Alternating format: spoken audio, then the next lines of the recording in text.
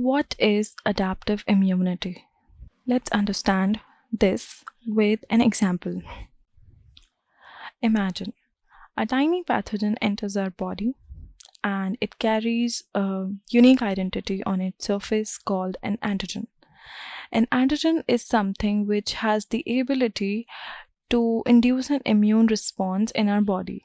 So now the body doesn't wait.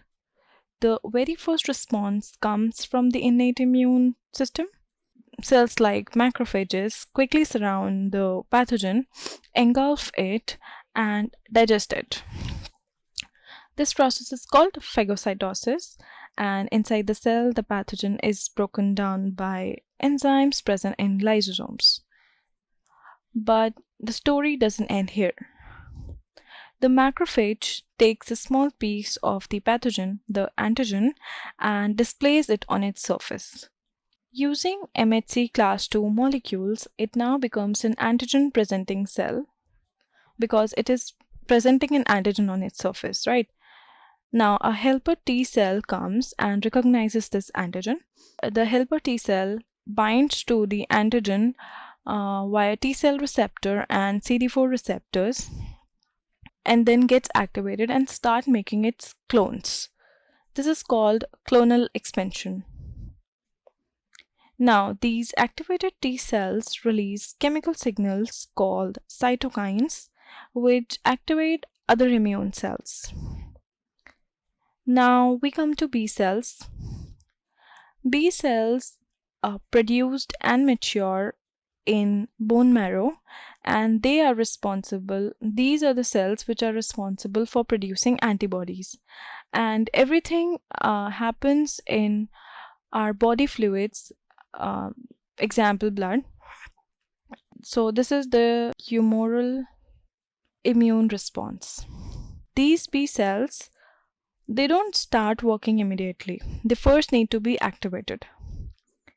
B cell activation can happen in two ways. Sometimes B cell can be activated directly.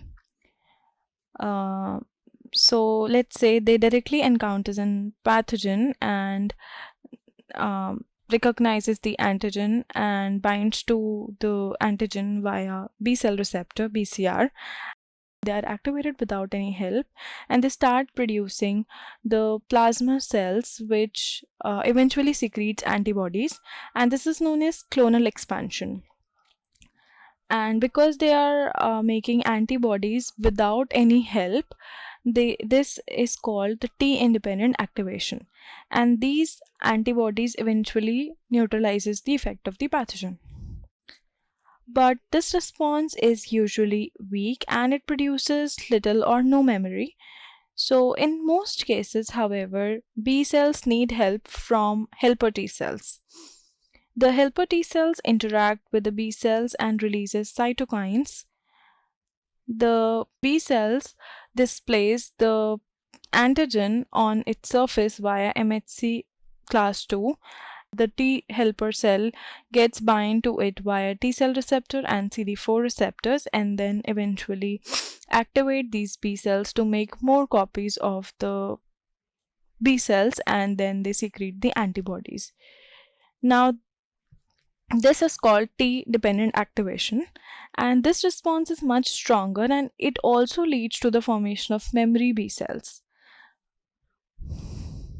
Now, the antibodies which are produced by the plasma B cells are highly specific, and they bind to the pathogen and helps in neutralizing it. Now, if we look at an antibody, it has a special structure. It consists of two heavy chains, two light chains, an antigen binding site, and constant regions and variable regions. So they are represented as H2L2. Now, because of these memory cells, something very interesting happens. When the pathogen enters the body for the very first time, this response is slow and weak, and this is called the primary response. But when the same pathogen enters again, the body already remembers it. So the response becomes much faster and stronger. This is called the secondary response. But what if the pathogen hides inside our own cells? In this case, antibodies cannot reach them. So the body uses another mechanism called cell-mediated immunity. Now the T helper cells also releases cytokines which helps in activating these cytotoxic killer T cells. These are named so because they directly destroy the infected cells. The infected cell displays the antigen using MHC class I molecules, and this is recognized by cytotoxic T cells. They bind to the antigen via their T cell receptors and CD8 receptors, and they directly destroy the infected cells. Now, after the infection is cleared, the body keeps memory B cells and memory T cells. These cells remember the pathogen, so the next time whenever it enters the body is already prepared. So adaptive immunity is not just about fighting infections. It is about learning, remembering, responding better each time.